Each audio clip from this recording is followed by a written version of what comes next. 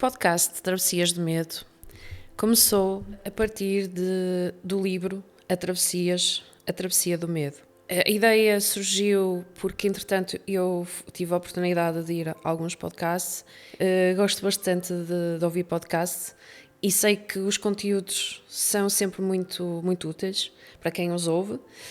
E então pensei, por que não aprofundar mais alguns temas que eu tenho no livro. O livro, que é Travessias do Medo, é um livro que foi lançado dia 4 de fevereiro deste ano, 2026, no Dia Mundial do Cancro, porque trata, na primeira pessoa, uma história de cancro da mama, que é a minha história, que eu fui diagnosticada em 2021 e no início não acreditei, achei que não poderia ser, porque não sentia dor, não sentia nada.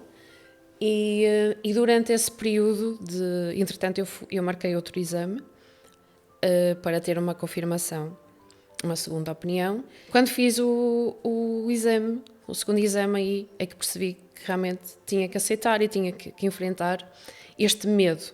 Por isso é que o livro se chama Travessias do Medo, que foi uma travessia de muitos medos, mas o maior medo que eu encontrei aqui foi o medo de poder acabar a minha vida. E quando nós chegamos a este ponto de sermos confrontados com a nossa finitude, eu sabia que isto ia acontecer, mas não sabia que poderia acontecer tão cedo. E este confronto com esta realidade fez-me tomar consciência que não é eu ter medo de morrer, porque sei que nós todos vamos morrer. O que mais me deixou impactada foi o que me vinha muitas vezes à cabeça nesse momento era, mas eu não quero ir, mas como assim? Já? Mas eu ainda tenho tanta coisa para fazer. E nesse momento eu senti ainda mais vontade de viver. E comecei a questionar o que é que eu tinha andado a fazer até agora.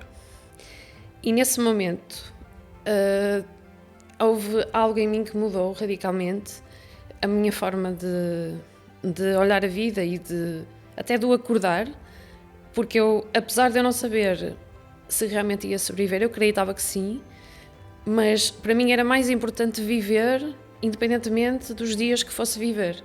Então eu comecei a olhar para cada um dos dias com aquela certeza de que eu estou viva hoje, por isso eu vou fazer de tudo ao que tiver ao meu alcance. E então isso, eu tinha tirado recentemente a certificação de coaching, e então apliquei isso nesta situação, ou seja, foi auto-coaching, ou seja, analisei bastante e a minha área é engenharia gestão industrial, ou seja, é muito de atingir objetivos e de análise, então fiz isso comigo, que eu até então fazia só para os outros, só para o exterior, só para situações de profissionais, e neste momento eu pensei, eu tenho que agarrar todas as ferramentas que eu aprendi até hoje, porque eu quero realmente viver.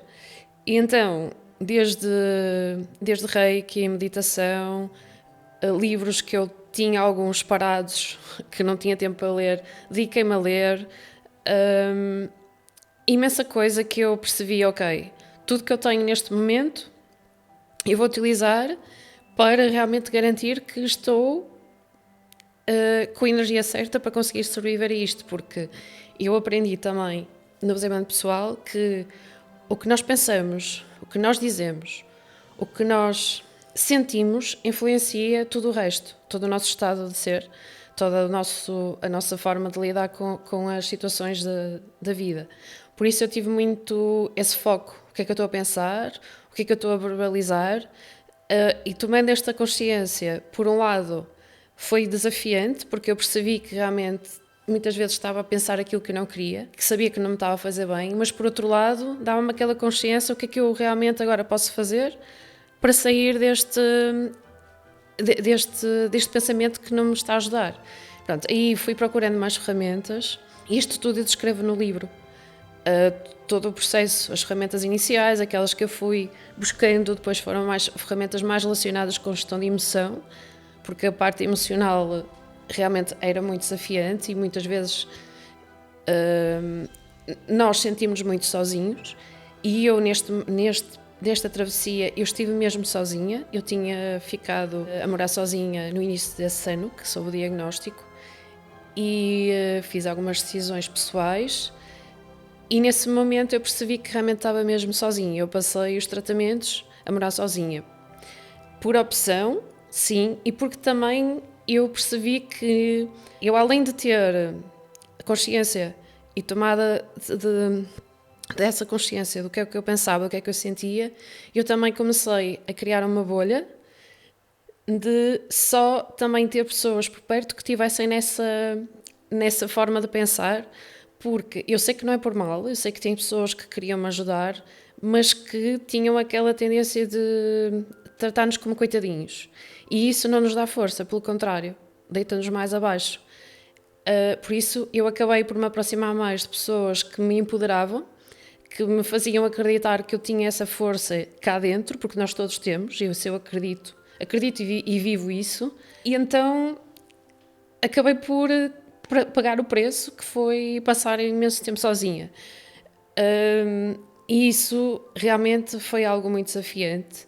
Por isso, este livro não conta só uma história de cancro, conta também a superação de algo que nós tínhamos a viver, algum medo, pode não ser só um cancro, porque muitas das ferramentas que eu utilizei dá também para outras situações, principalmente, penso eu, para pessoas que estejam sozinhas, como eu estive, ou então que se sintam sozinhas, porque, por exemplo, mesmo com pessoas que eu falei que estiveram a passar pelo mesmo, pelo cancro, disseram-me que, mesmo estando acompanhadas, sentiam-se sozinhas, porque há sempre algo que só quem passa por isto percebe. E por isso é que eu acho que este podcast é mesmo importante, porque vamos falar de histórias reais que quem se sinta sozinho ao ouvir já não vai sentir. Porque eu senti exatamente isso nos podcasts que eu fui ouvindo. Durante o meu processo de cura, eu ouvi muitos podcasts e houve muitas histórias que me tocaram e eu senti, afinal, já não sou só eu que penso assim, já não sou só eu que tenho esta situação e nem estou a falar só de cancro. É mesmo a vida de um modo geral. Por isso, eu quero mesmo trazer aqui convidados que já fazem parte da travessia e estão referidos no livro. Também outros convidados que foram aparecendo na travessia até hoje, ou seja, por isso vão sempre continuar a aparecer pessoas. E também o meu objetivo depois, não falando só de cancro, podemos falar de histórias em geral, vários temas, porque eu também abordo vários temas no livro, profissionais, que estão ligados também ao desenvolvimento pessoal, ou mesmo a parte de saúde, em diversas ferramentas. É mesmo o que fizer sentido e que as pessoas também tiverem disponíveis para o fazer. Depois, numa segunda fase, também quero que seja alargado a outras travessias, não apenas à travessia do livro, que é a minha. Por isso é que o podcast se chama Travessias e não Travessia. A ideia é trazer também outras histórias de outras pessoas que queiram partilhar, com o objetivo sempre de inspirar quem estiver a ouvir e continuarmos a atravessarmos juntos e sentir-nos mais acompanhados, porque no fundo este podcast faz-nos conectar, mesmo à distância, e de alguma forma estamos todos ligados, eu acredito nisso. Por isso, bem-vindos ao podcast Travessias do Medo.